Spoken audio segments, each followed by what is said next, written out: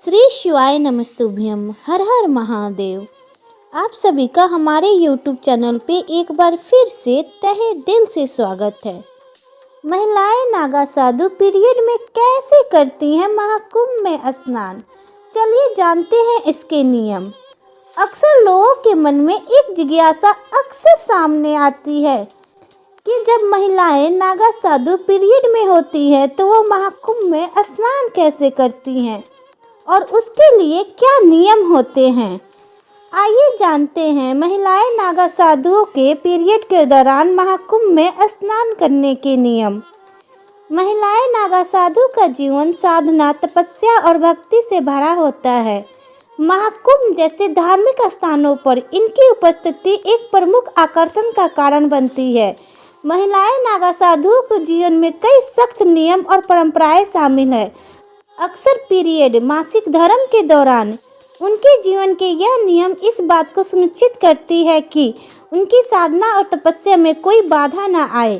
आइए जानते हैं कि महिलाएं नागा साधु पीरियड के दौरान महाकुंभ में स्नान और अन्य धार्मिक प्रक्रियाओं को कैसे संपन्न करती है। खासकर पीरियड मासिक धर्म के दौरान उनके जीवन के यह नियम इस बात को सुनिश्चित करते हैं कि उनकी साधना और तपस्या में कोई बाधा न आए। आइए जानते हैं कि महिलाएं नागा साधु पीरियड के दौरान महाकुंभ में स्नान और अन्य धार्मिक प्रक्रियाओं को कैसे संपन्न करती हैं। आपको बता दें कि पुरुष नागा साधु दिगंबर रहते हैं बिना वस्त्र के, जबकि महिलाएं नागा साधु के लिए विशेष नियम होते हैं जिनमें वस्त्र धारण, पूजा पाठ और अन्य जीवन शैली से जुड़ी कई बातों का ध्यान रखा जाता है। महिलाएं नागा साधु दिगंबर निर्वस्त्र नहीं रह सकती। उन्हें सार्वजनिक स्थलों पर वस्त्र पहनने की आवश्यकता होती है। उनका यह वस्त्र उनके धार्मिक आस्था और नियमों का पालन करने का प्रतीक होता है। महिलाएं नागा साधुओं को केसरिया रंग के बिना सिला हुआ वस्त्र पहनना होता है। यह वस्त्र उनके धार्मिक और तपस्या का प्रतीक होता है। इसे गंती कहा जाता है जो शरीर के चारों ओर लिपटा जाता है। इस वस्त्र के अलावा महिलाएं नागा साधुओं के माथे पर तिलक लगाना भी जरूरी होता है। महिलाएं नागा साधु बनने के लिए एक कठिन दीक्षा प्रक्रिया से गुजरना पड़ता है।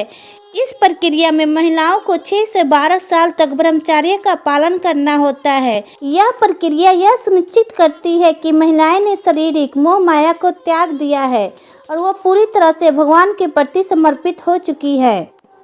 इसके बाद महिलाओं को अपना पिंड दान करना होता है और उसके सिर का मुंडन किया जाता है। महिलाएं नागा साधु का जीवन आध्यात्मिक साधना, पूजा पाठ, जप और ध्यान से भरा होता है। वो विशेष रूप से शिव, पार्वती और माता काली की पूजा करती हैं। महिलाएं नागा साधु के लिए पीरियड के दौरान कुछ विशेष नियम होते हैं। जो कोई भी महिलाएं नागा साधु पीरियड में होती हैं तो वह पूजा और भगवान को छूने से बचती है। इस दौरान वह राख शरीर पर लपेटे रहती हैं और गंगा या संगम में स्नान नहीं करती। इसके बजाय वह अपने शरीर में जल स्नान करती हैं। महिलाएं नागा साधु पीरियड के दौरान गंगा जल का छिड़काव करती हैं लेकिन गंगा में स्नान नहीं करती। इसके अलावा वह एक छोटा वस्त्र बहाव के स्थान पर लगा लेती हैं ताकि धार्मिक और शारीरिक शुद्धता बनी रहे। कुंभ के दौरान महिलाएं नागा साधु के लिए एक विशेष माई बाड़ा बनाया जाता है जिसमें सभी महिलाएं नागा साधु नहाती हैं। महिलाएं नागा साधुओं का आहार बहुत ही साधारण और प्राकृतिक होता है। वह मुख्य रूप से कुंदमूल, फल, जड़ी बूटी और पत्तियां खाती हैं। उनका भोजन बिना पका हुआ होता है और वह शाकाहारी होती हैं। इसके अलावा महिलाएं नागा साधु का दिन पूजा पाठ और ध्यान से शुरू होता है। वह सुबह ब्रह्म मुहूर्त में उठकर शिव जी का जाप करती हैं।